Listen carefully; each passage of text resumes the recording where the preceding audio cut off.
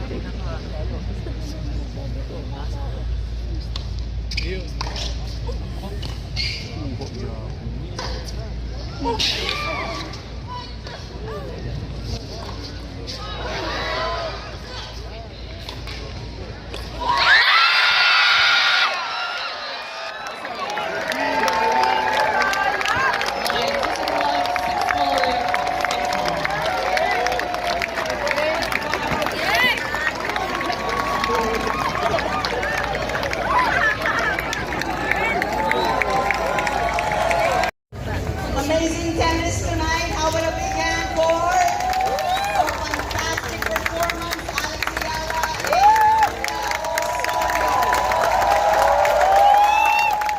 That is world-class tennis. What fight, what grit, what skill. Camila?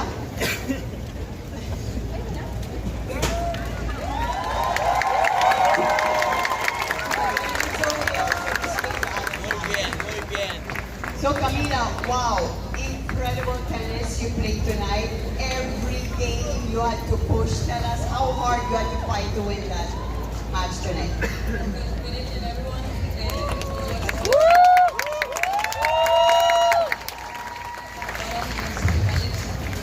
She's an amazing fighter, competitor, and I knew I had to play every single point, and as you can tell, we had much fun. That was crazy. But yeah, I mean, unfortunately, we have to play now. But you know, she's a champion. She's a superstar, and hopefully we can play it in time in the future. So the crowd was obviously cheering for Alex more. How did you keep your focus and your grit throughout every game? Well, if I'm honest, I love it. I love the energy. Even though it was me, I love how you guys are your passionate. It was very nice to see you cheering for her, and nothing. I was just trying to do my game. At the end of the day, it's only us for the court, so I was just trying to focus on what I had to do, and thanks God. Well, you're into the semi-finals, Camila Osorio in Manila. We'll see you tomorrow. Congratulations.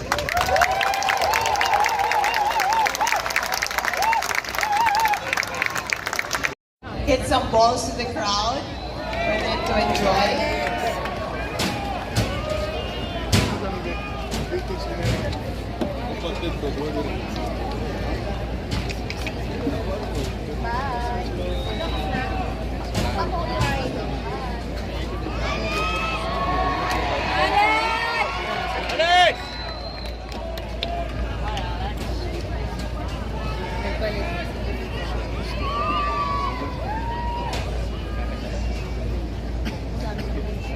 Kay Alex, wow!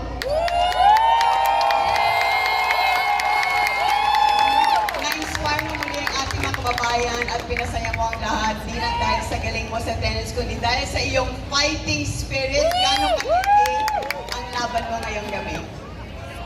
Unang-una sa lahat, congratulations, Camila. I think she played a great match today. Maraming salamat sa lahat sa inyo. Nanood sa akin, sayang, hindi po sa...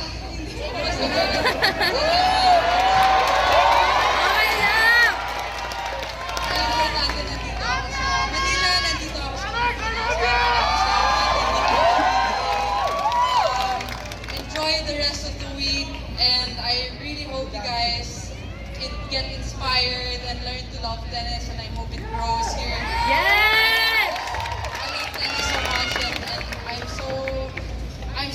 that I'm able to share, you know, these experiences and this journey with all of you.